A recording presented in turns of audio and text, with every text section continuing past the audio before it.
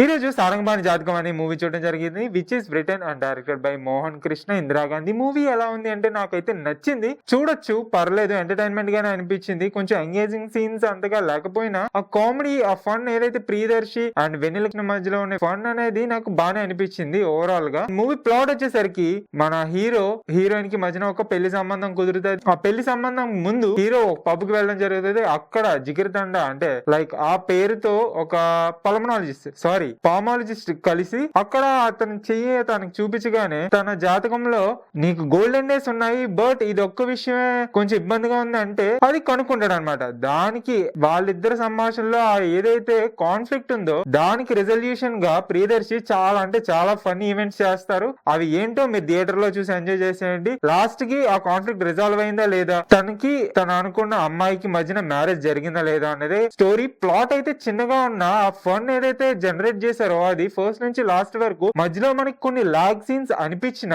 Priyadarshi last court movie ఏదైతే ఉందో ఆ జోనర్ ఒక యాక్షన్ వేరు, మొత్తం ఒక కామెడీ వేలో ఉంటుంది మూవీ అంతా. మనం ట్రైలర్ చూస్తేనే మనకు అర్థమవుతుంది ఇది ఒక కామెడీ వేలో తీసుకెళ్లారని. ఆ కామెడీ నిజంగా మళ్ళీ ఎంటర్టైన్మెంట్ ఫీల్ అయ్యేలా చేసిందా లేదా అంటే ఆ కామెడీ అంతగా అనిపించలేదా అంటే నేనైతే కొంచెం ఎంటర్టైన్మెంట్ గానే ఫీల్ అయ్యాను. ఫస్ట్ నుంచి లాస్ట్ వరకు అది ఎంగేజింగ్ గా అనిపించకపోయినా మధ్యలో కొన్ని లాగ్ సీన్స్, కొన్ని సీన్స్ లాజికల్ గా ఉండవు, బట్ ఓవరాల్ గా చూసుకుంటే మూవీ మొత్తం బాగానే అనిపించింది. కొంచెం ఎంటర్టైన్మెంట్ గానే ఫీల్ అయ్యాను, కొంచెం నవ్వుకుంటాం మూవీని, పర్లేదు. సో ఎవరైనా ఈ మూవీ ఈ వీకెండ్ లో వెళ్ళాలనుకుంటే ఖచ్చితంగా వెళ్ళండి. ఫ్యామిలీ ఆడియన్స్ అయితే ఖచ్చితంగా వెళ్ళి చూడండి. మూవీ అయితే బాగానే ఉంది, మీరు ఎంజాయ్ చేస్తారు. ఇలాంటి మూవీ కంటెంట్ కోసం ప్లీజ్ మన ఛానల్ ని సబ్స్క్రైబ్ చేసేయండి. See in the next video.